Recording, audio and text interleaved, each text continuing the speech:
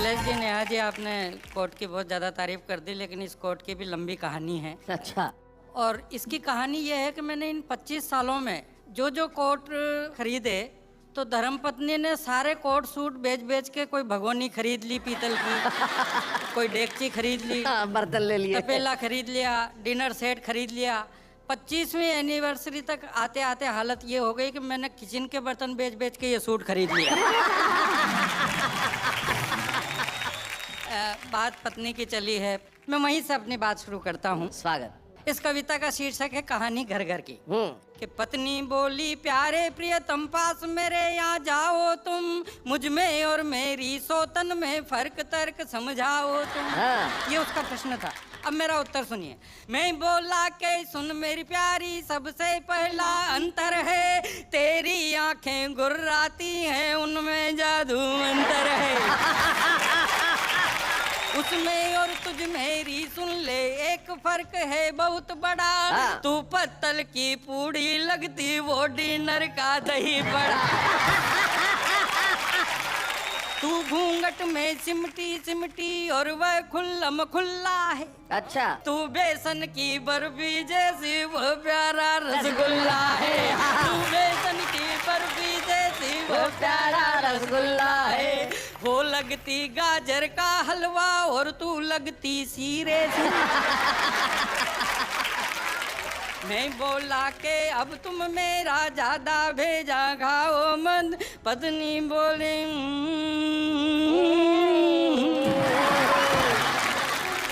लीजिए एक और हास्य व्यंग का गीत आप तक पहुंचाता हूं। ये एक तरह से कवि सम्मेलनों का पॉप सॉन्ग है। अच्छा। अब जैसा कि आप जानते हैं पॉप सॉन्ग ऐसे होते हैं कि उसमें समझ में कुछ नहीं आता लेकिन मजा पूरा पूरा आता है। जी जी जी। लेकिन ये पॉप सॉन्ग का भी बॉप सॉन्ग है।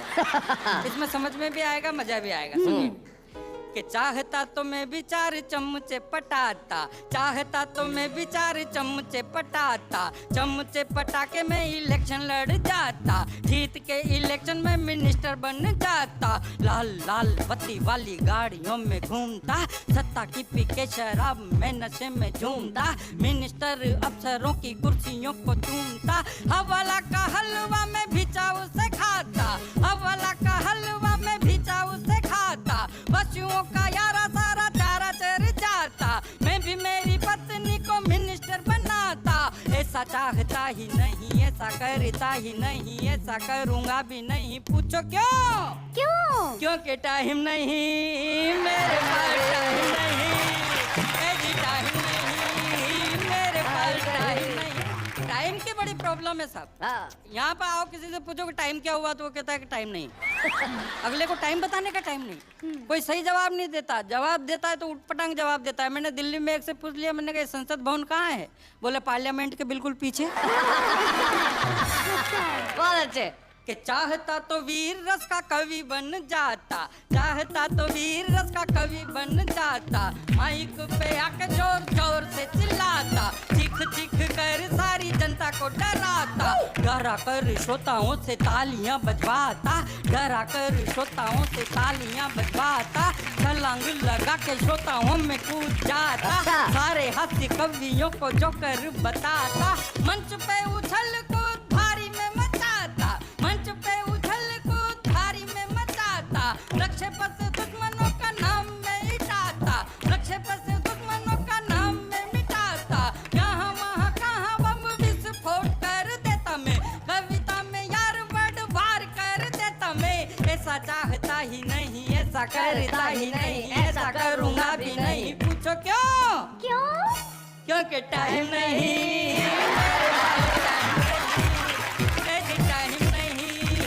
मेरे पास, टाइम नहीं। कि चाहता तो मैं भी किसी लड़की को पटाता, चाहता तो मैं भी किसी लड़की को पटाता, लड़की पटा के मैं घुमाने चला जाता, साथ साथ फ्लाइट के टिकट कराता, 5 स्टार होटलों में ठहराता, अच्छे अच्छे टाकिजों में पिक्चरें दिखाता, भेलपूरी पाव भाजी चाव से खिलाता, शिमला मसूरी माल रोड पे मैं घूमता, शिमला मसूरी माल रोड पे मैं घूमता, गले में बाहें डालूं मैं भी गालों को चूमता, गाता भी बजाता भी और मस्ती में मैं झूमता, चाहे निकल जाता मेरी जेब का दीवार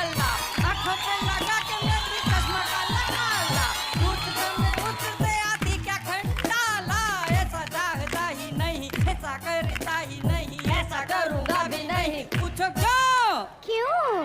क्योंकि टाइम नहीं मेरे पास, टाइम नहीं, मेरी टाइम नहीं।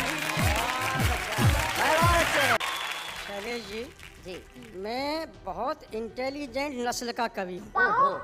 अच्छा, इस नस्ल के देश में सिर्फ 2 ही कवि हैं, जी। एक मैं, दूसरे आप। अच्छा। अब ये बात मैंने इसलिए कही कि लोग मेरे से कई प्रकार के अटपटे अटपटे प्रश्न कर लेते हैं जी। और मैं भी उनको चटपटे चटपटे जवाब दे देता हूँ। जी।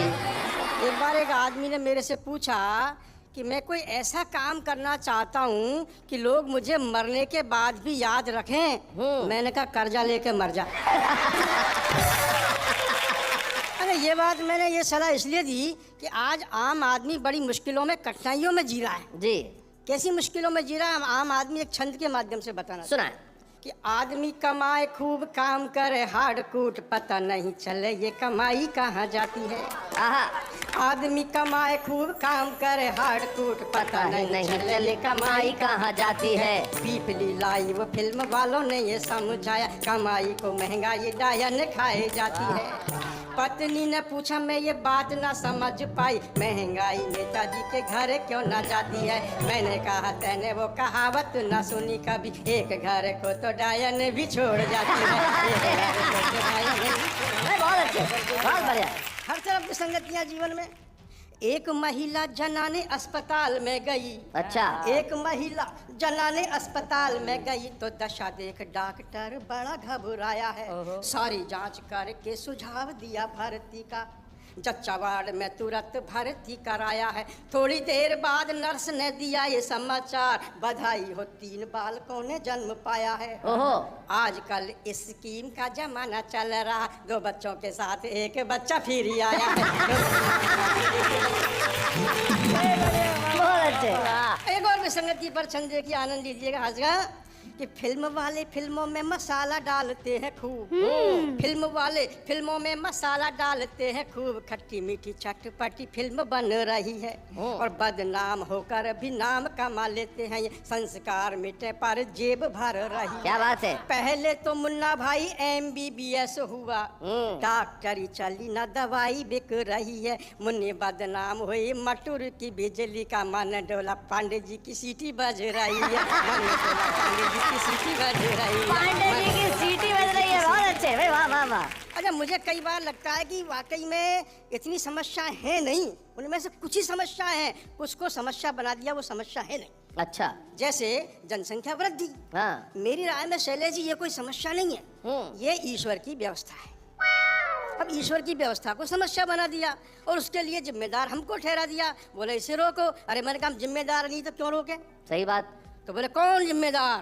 मैंने कहा हमारे परम पूज्य पूर्वज। हमारे परम पूज्य पूर्वज थे बड़े महान, जनसंख्या वृद्धि में उनके आशीर्वाद, दूधों नहाओ और पूतों फलों का रहा सर्वाधिक योग।